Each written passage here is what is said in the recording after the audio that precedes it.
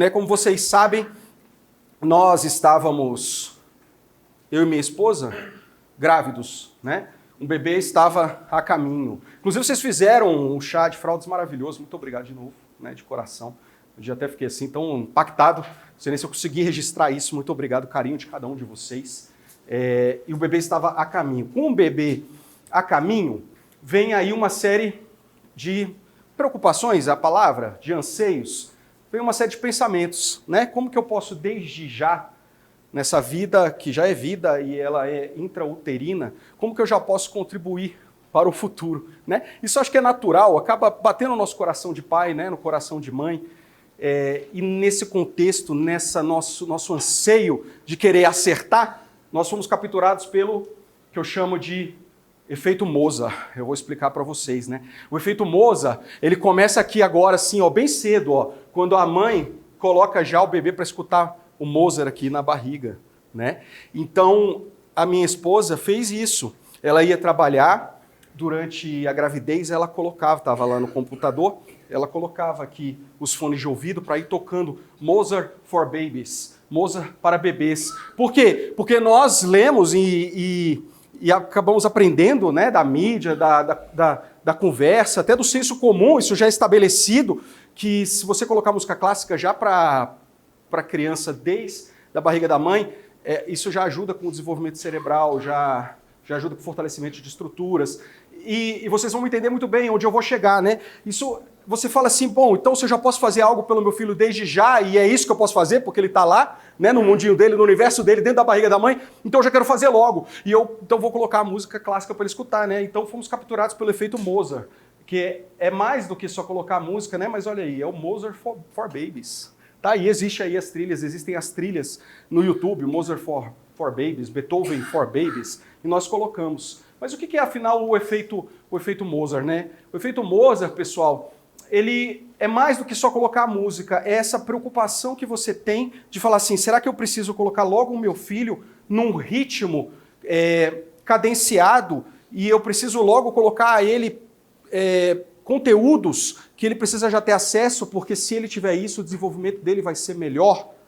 Com esse mesmo pensamento, nasceu, né? Nasceu o Giovanni, alguns de vocês já viram ele aqui na escola, ele vai inclusive ficar nesses períodos aí, acho que vocês vão acabar vendo um pouco mais. Eu fiz lá na nossa sala nova da direção, tem um cantinho para ele também, como minha esposa também vai voltar a trabalhar, então a gente fez lá, porque se precisar também, ele pode ficar aqui também comigo.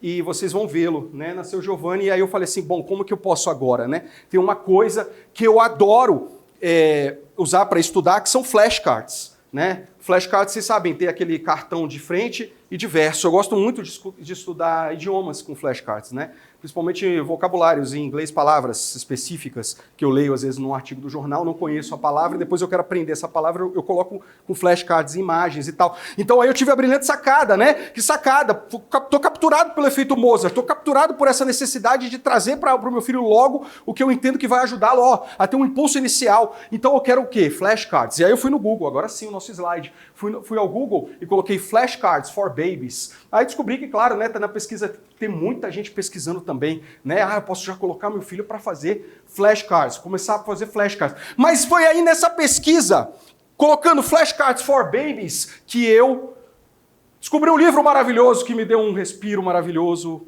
e que inspirou a nossa palestra aqui.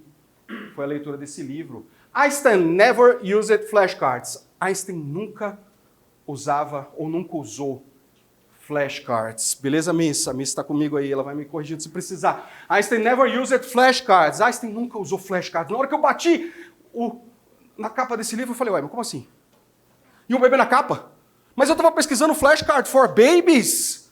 Eu entendi que eu precisava dos flashcards. Inclusive, eu já estava pronto para acionar a nossa Gil, porque se eu não achasse um material suficiente na internet, eu mesmo ia produzir esses flashcards, ia rodar aqui na editoração do Dromos e ia começar a fazer com o Giovanni frente e verso, frente e verso, frente e verso. Ah, mas aí veio uma pancada desse livro, olha só, que por isso que quase com o mesmo título inspirou o título da nossa palestra de hoje. Eu ia colocar lá na nossa programação, mas eu não quis dar spoiler. Por isso, senhoras e senhores, o título da nossa palestra, uma salva de palmas, Einstein não usava flashcards. Show, show, show, show, show. Bom, acabei descobrindo que, como eu disse para vocês, eu não sou o único, nem minha esposa, capturado no efeito Mozart, né? Não sou o único que tive a brilhante ideia de colocar flashcards para o meu recém-nascido, ou para o meu bebê de 6 meses. O que é o mito do efeito Mozart? Pessoal, eu tento não colocar muita, mas dessa vez nessa palestra eu tive que colocar um pouquinho mais de texto, mas não é muita coisa não, vocês vão comigo, tá? O que é o mito do efeito Mozart? Em 93, um estudo com universitários, não bebês, hein? Mostrou que ouvir 10 minutos de uma sonata de Mozart melhorava temporariamente o desempenho em uma tarefa de raciocínio espacial. O efeito durava apenas de 10 a 15 minutos. O estudo não dizia que Mozart aumentava a inteligência, apenas que melhorava levemente a performance em uma tarefa muito específica. A mídia distorceu o resultado com manchetes como ouça Mozart e fique mais inteligente. O termo efeito Mozart se espalhou e virou produto, CDs, brinquedos, vídeos e até políticas públicas. Olha aí, alguns estados dos Estados Unidos da América, como a Geórgia, chegaram a distribuir CDs de Mozart para recém-nascidos. Vocês sabiam disso? Olha, se nós podemos deixar toda a nossa geração, os nossos bebês mais inteligentes com Mozart, por que não? Mas, na verdade, se trata de uma distorção. E a combinação da ansiedade dos pais, vamos falar um pouquinho mais daqui a pouco sobre isso, com, obviamente, empresas sedentas por lançar produtos que possam atender às demandas de ansiedades gerais da população e, com isso, obviamente, vender mais, gerou uma série de coleções para os babies. Por exemplo, a coleção Baby Einstein, que é composta pelo Baby Mozart, pelo Baby Beethoven e temos também o Baby Da Vinci. Então, por que não fazer o seu bebê um jovem, pequeniníssimo, pequenérrimo Da Vinci? Por que não fazer logo ele um mini Beethoven? E, no final das contas, conjugando todas essas habilidades, ele vai chegar a esse expoente máximo da inteligência, um Einstein, um Baby Einstein. Não parou por aí. Nós temos também aqui um Fit Baby, quer dizer que é um bebê em forma. Um bebê em forma, ele é um bebê inteligente e ele pode ser o seu bebê. Basta, obviamente, você comprar a nossa metodologia. Você pode aplicar. Um bebê em forma é um bebê inteligente, é o seu bebê. Ah, olha aí, um bebê inteligente dê ao seu bebê ou criança pequena um começo de grande impulso, um começo massivo. Ajude-o a já começar rápido, já ir bem, já disparar, já passar na frente dos outros bebês, inclusive. Olha aí. Tem também, é claro, o livro de culinárias para você deixar o seu bebê mais inteligente. É o Smart Baby Cookbook. Quer dizer que eu, como pai, se eu vou aderir a essa linha de pensamento, se eu estou capturado, hipnotizado pelo efeito Mozart, eu agora tenho que me preocupar com o que ele vai comer, porque se ele comer alguma determinada de comida, ele não vai ficar tão inteligente, ou vai ficar mais burro. Ele tem que estar em forma também, então eu tenho que me preocupar, porque a forma vai determinar ele estar inteligente. Ele tem que escutar as músicas certas e, é claro, uma boa dose diária de flashcards, para que meu bebê já tenha um começo.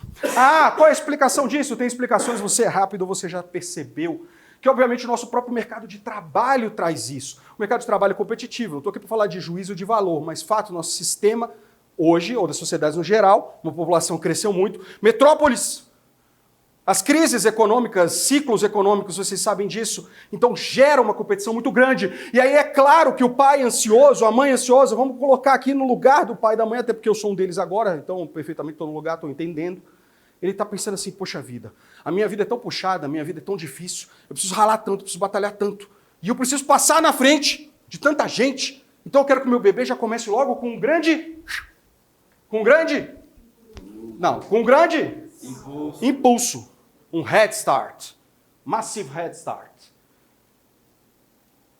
E claro, se ele puder ganhar o grande selo, o santo graal da modernidade e da educação, que um dia eu vou usar para entrar na escola gloriosamente, abra um tapete vermelho, porque eu estou vindo aqui matricular o meu filho e ele tem um certificado de superdotado. A superdotação, o auge, a prova de que ele está à frente dos réis mortais e de que tudo que ele fizer na vida vai resultar em ser bem-sucedido. Só que não, nós sabemos que superdotação traz outros desafios também, mas é engraçado, né? Será que eu estou falando de alguma coisa? Acho que vocês conhecem alguns casos, né? Ou não? Ah, então tá. Então tem tudo a ver, né? Olha aí. O selo de superdotado, né? O certificado. Mas o que a ciência realmente mostrou? Estudos posteriores tentaram reproduzir o efeito Mozart. Não há ganho significativo ou duradouro de inteligência. Apenas um aumento no estado de alerta, bom humor, que pode melhorar o desempenho momentâneo em algumas tarefas.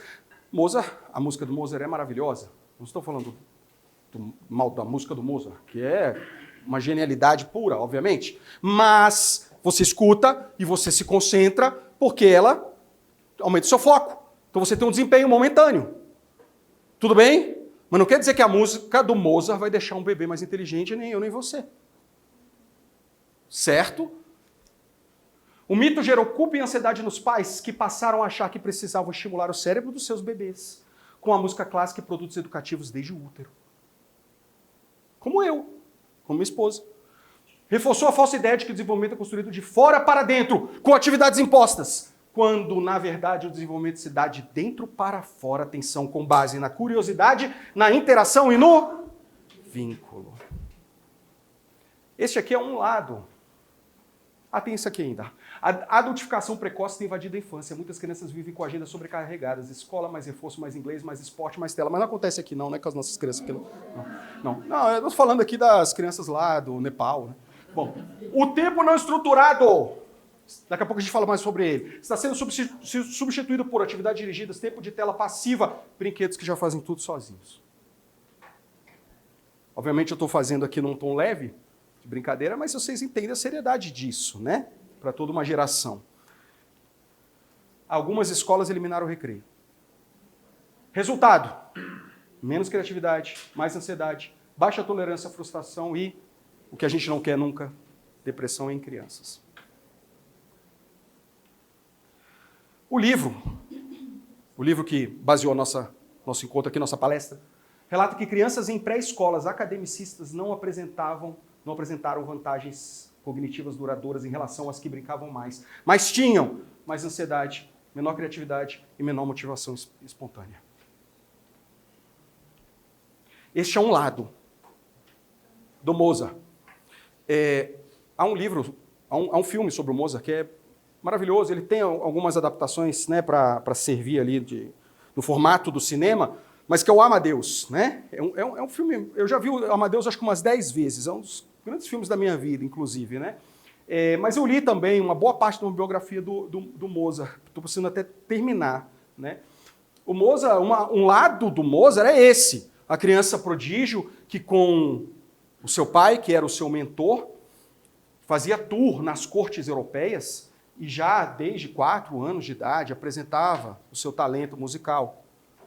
Logo depois já apresenta suas primeiras composições. Então encantava, né, a nobreza da época, inclusive o imperador. Ele tocou quando criança ainda para o imperador. E o pai dele era esse que ia levando-o. Tá? Essa é uma face. A outra face, que pouco se fala, é a face do próprio pai.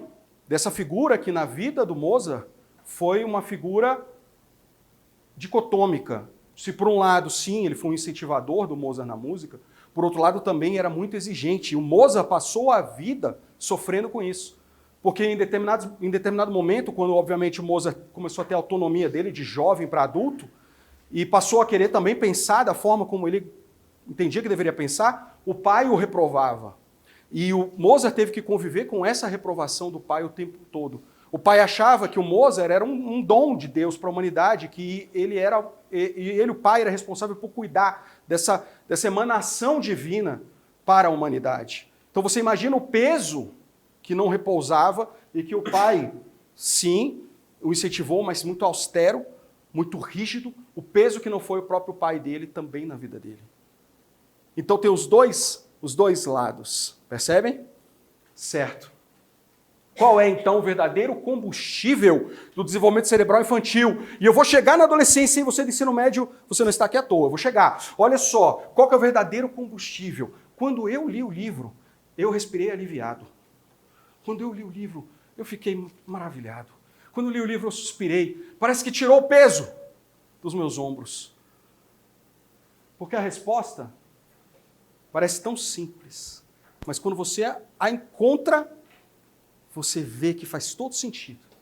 O verdadeiro combustível do desenvolvimento cerebral infantil é brincar. Brincar é igual a aprender, ou como no livro, o mote central do livro, play equals miss learning. Beleza, beleza. Brincar é igual a aprender. Opa! Brincar não é o oposto de aprender. Brincar é o modo da criança aprender. Vamos lá. O desenvolvimento cognitivo, emocional e social das crianças acontece no brincar de forma mais rica e completa do que em atividades mecanizadas. Eu vou soltando umas aqui, vocês vão digerindo. O cérebro humano não nasce como uma tábula rasa, nem como um HD vazio esperando uploads. Aquele negócio do Matrix, né? Agora você quer aprender a língua, insere aí. Agora você quer aprender Kung Fu, aí insere aí. Não é assim. Ele já vem com um plano biológico básico. O professor Alberto me ajuda. Me confirma aí, por favor, se for o caso. Genética é igual ao projeto arquitetônico, como um projeto arquitetônico. Uma analogia, né? O cérebro é predesenhado para aprender linguagem, formar vínculos e explorar o ambiente. O ambiente, pais, cuidadores, professores, experiências, não cria as estruturas do cérebro, mas ativa, fortalece e especializa essas estruturas. A arquitetura cerebral, essa é uma frase do livro tirado de um outro livro, que é esse aqui, de Neurônios a Vizinhanças. Tá? Esse livro é citado no nosso livro aqui, do Einstein Never Used Flashcards. A arquitetura cerebral é construída ao longo do tempo com base em um alicerce genético moldado pela experiência. Vamos indo? A criança já vem com o impulso para aprender. Mas o que ela vive? Carinho, brincadeiras, conversas, estímulos afetivos, molda a maneira como esse cérebro se organiza. Você já está chegando onde eu quero chegar, hein? Vamos lá. 3 coisas alimentam o desenvolvimento cerebral saudável. Obviamente, a gente leva agora isso para dentro da nossa casa, nós que somos pais, mães de crianças pequenas, e também aqui para nossa escola, para nossa profissão. 3 necessidades. Vínculo seguro. Como que você supre essa necessidade? Relações afetivas, previsíveis e responsivas. Um ambiente rico em linguagem e interação. Conversas, histórias, perguntas e escutativa. Oportunidade de exploração com liberdade. Deixar mover-se, deixar errar, deixar repetir, deixar criar. É claro que eu tinha que puxar um pouquinho, né? Não tinha como, né? Já estava tudo pronto, eu falei, não, vou ter que puxar, não vai ter jeito, né? A gente tem a nossa frase da nossa querida aluna Valentina, não é isso? Com a nossa querida Sueli, não é isso, Tchalu? Que ela disse, né, disse ao Uber, matricula lá a sua filhinha no Dromos, porque lá é lugar de criança feliz. Então você já está fazendo toda a conexão com o que a gente pensa, né? Por que a gente fala sempre, tem uma palavra da professora Karina, apareceu no corte esses dias lá, hein? Você viu? Show! Eu falei assim, a palavra que eu aprendi com a professora Karina está lá no Insta, nosso corte do podcast, foi um podcast com a professora Pamela também, em que eu falo da palavra afetividade. Que a gente não pode esquecer que a gente cultiva e cultua no bom sentido aqui no Dromos, porque a gente entende que primeiro, antes de qualquer coisa, a afetividade. Legal. Brincar não é um luxo! Oh, meu Deus. Tinha que botar isso aqui lá no, sei, né? No Jornal Nacional. No Jornal Nacional a pessoa não está assistindo tanto mais, né? Mas no Jornal Nacional, mais no Cazé TV. Aí, galera do futebol. Beleza. Brincar não é um luxo, é uma necessidade. Através da brincadeira, as crianças praticam as habilidades que precisam para se tornarem adultos competentes. O brincar espontâneo ativa múltiplas áreas do cérebro e promove imaginação, solução de problemas, linguagem, regulação emocional, construção de identidade e interação social.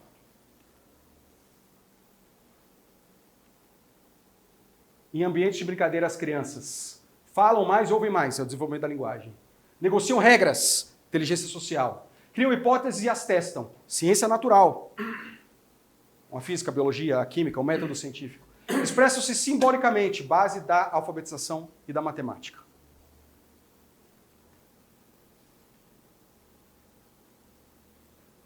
Eu trouxe aqui uns tipos de brincadeiras só para a gente entender a conexão com desenvolvimento de habilidades, tá? Olha só, o faz de conta, né? Por exemplo, brincar de casinha.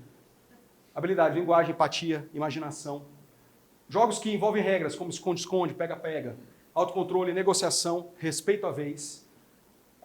Construção em blocos, né? Se joga de construir em blocos.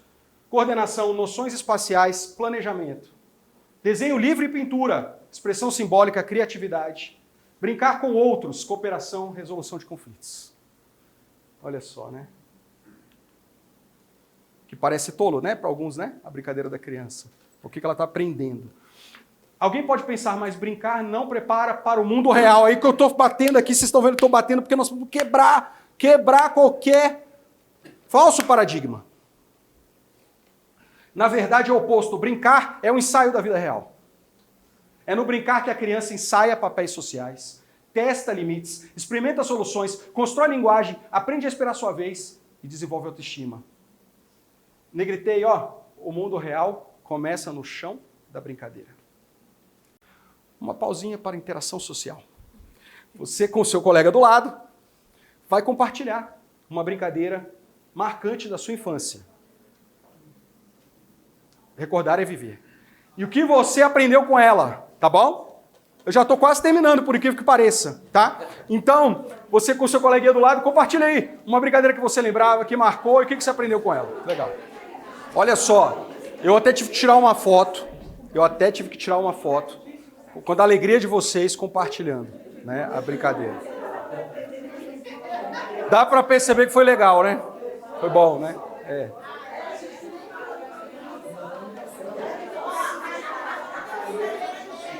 Quer falar? Pode falar. Não? Tá.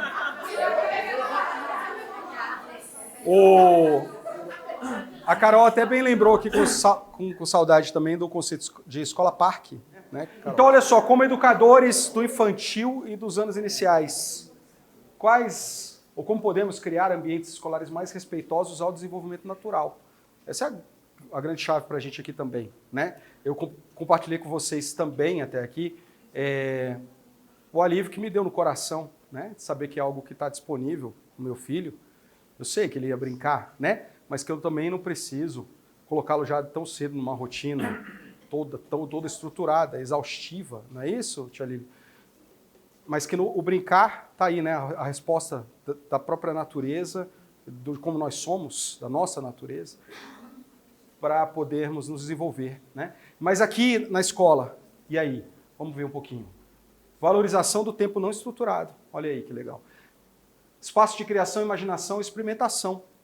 Escutativa e sensibilidade emocional. Como incentivar o tempo não estruturado? Ofereça tempo de escolha no dia. Crie cantinhos de exploração. Sei que vocês fazem isso, tá? Então estou só reforçando, sei que muita coisa já acontece aqui, né, no Dromos. Crie cantinhos de exploração livre. Livros, blocos, tecidos, sucata, natureza. Resista à tentação de intervir o tempo todo no brincar. Com as famílias. Agora a coisa ficou séria, né? Explique que o tédio é fértil. O tédio é fértil.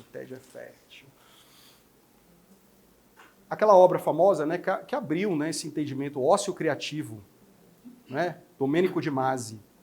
Legal. Incentive momentos sem telas nos fins de semana.